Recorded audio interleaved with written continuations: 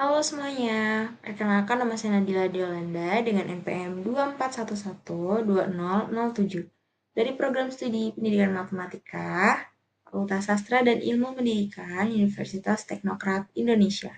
Baik, di sini saya akan mempresentasikan tentang matematika abad ke-17. Nah, ini merupakan tokoh-tokoh matematika pada abad ke-17.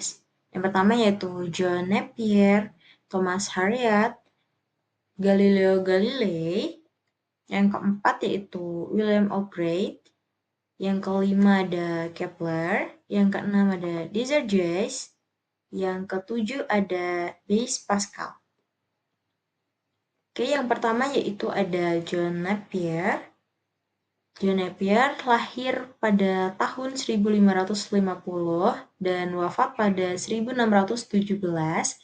Ialah seorang bangsawan dari Merchiston, Skotlandia yang menemukan ide tentang logaritma. Nah, John Napier ini terkenal dengan penemuan besarnya di awal abad ke-17, yaitu logaritma, menemukan alat hitung portable yang dikenal dengan Napier-Bonens, memperbaiki notasi desimal Simons-Kevin, membuat mesin perang, dan sebagainya. 4 produk dari kejeniusannya ya kini tercatat dalam sejarah matematika, yaitu penemuannya yang berupa logaritma, penemuan mnemonik, analogi Napier, dan yang keempat yaitu penemuan perangkat yang disebut Napier-Bonens dan Napier-Rhodes. Oke, next yaitu Thomas Harriot. Adalah seorang astronom Inggris, matematikawan, dan penerjemah. Nah, Harriot ini sebagai ahli matematika, Harriot dianggap sebagai pendiri sekolah aljabar di Inggris.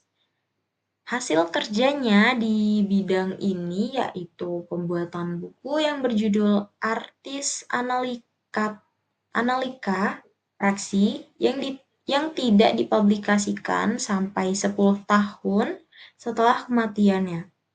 Nah, bagian pertama dari buku ini disebut Logisticus Speciosa yang menjelaskan 4 jenis operasi, yaitu penjumlahan, pengurangan, perkalian, dan pembagian, dengan menggunakan simbol-simbol bukan angka. Bagian kedua atau Numerosa Logisticus menjelaskan tentang pemecahan numerik dari suatu persamaan dengan metode Vieta. Nah, Harriot ini menemukan lambang yaitu kurang dari, lebih dari. Nah, jadi contohnya yaitu 10 lebih dari 8 dan 8 kurang dari 10. Next, Galileo Galilei dilahirkan di Pisa, Italia. Galileo merupakan anak sulung dari Vincenzo Galilei.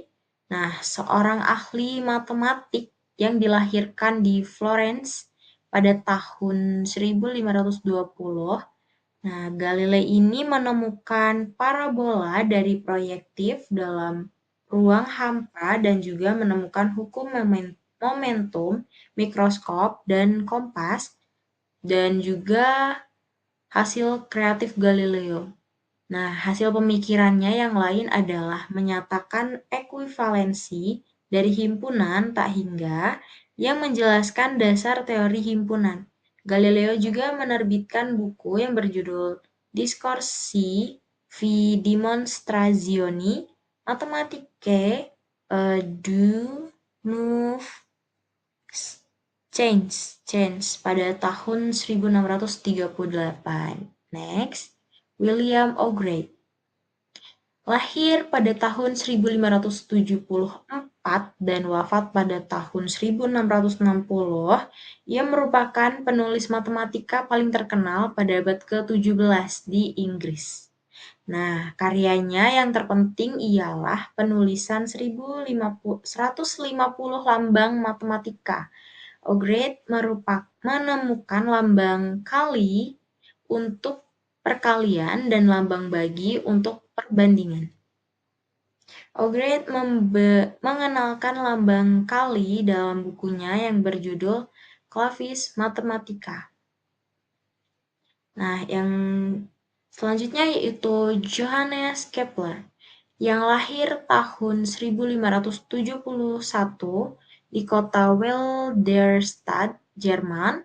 Nah, Kepler ini menemukan beberapa polyhedron dan dengan ketertarikan Kepler akan pengetahuan astronomi dan ketekunannya yang melakukan berbagai percobaan membuat dan menyusun hukum-hukum tentang pergerakan planet. Nah, hukum-hukum pergerakan planet yang dicetuskan oleh Kepler ada 3, yaitu hukum pertama, setiap planet bergerak dalam orbit berbentuk elips, dengan matahari berada di salah satu fokusnya, dan hukum ini menandai pergeseran dari pandangan sebelumnya yang menganggap orbit planet berbentuk lingkaran sempurna. Dan hukum yang kedua yaitu luas daerah yang disapu oleh garis yang menghubungkan planet dengan matahari dalam waktu yang sama adalah konstan. Ini berarti bahwa planet bergerak lebih cepat ketika mendekati matahari dan lebih lambat ketika menjauh. Nah, hukum yang ketiga yaitu kuadrat periode orbit suatu planet berbanding dengan pangkat 3 jarak rata-rata dari matahari. Ini menunjukkan hubungan matematis antara waktu yang dibutuhkan planet untuk menyelesaikan satu putaran dan jaraknya dari matahari.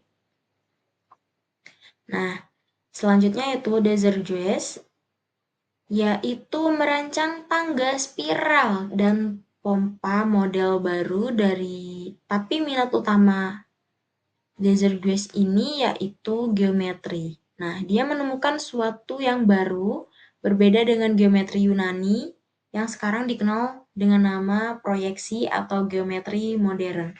Nah, Desargues ini adalah seorang tokoh kunci dalam transisi menuju geometri modern melalui penemuan-penemuannya yaitu geometri proyeksi dan risalah tentang irisan kerucut serta perspektif. Nah, ia ini membuka jalan bagi pemahaman baru tentang struktur geometris yang masih relevan hingga saat ini.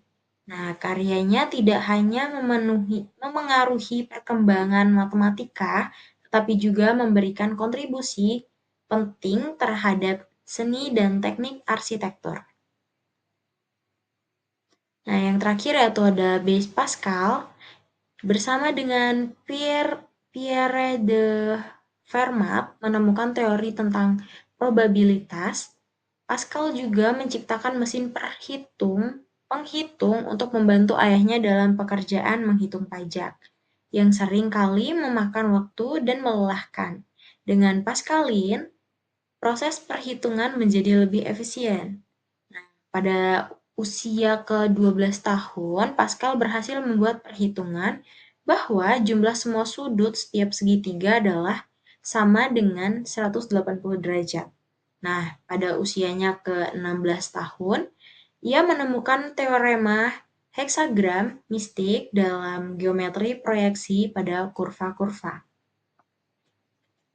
Nah, dari seluruh materi yang saya presentasikan, kita dapat menarik kesimpulan yaitu matematika pada abad ke-17 dipenuhi dengan penemuan-penemuan revolusioner yang membuka era baru dalam matematika. Nah, tokoh-tokoh seperti Napier, Harriot, Euclid, Galileo, Kepler, Desargues, dan Pascal telah meninggalkan warisan yang tidak ternilai dalam bidang matematikanya. Nah, perkembangan notasi aljabar, logaritma, dinamika, geometer, proyektif, dan banyak lagi telah memastikan bahwa abad ke-17 merupakan tonggak penting dalam revolusi matematika. Baik, sekian presentasi dari saya. Jika masih ada bahasa saya yang belibet-belibet, mohon dimaafkan. Wassalamualaikum warahmatullahi wabarakatuh.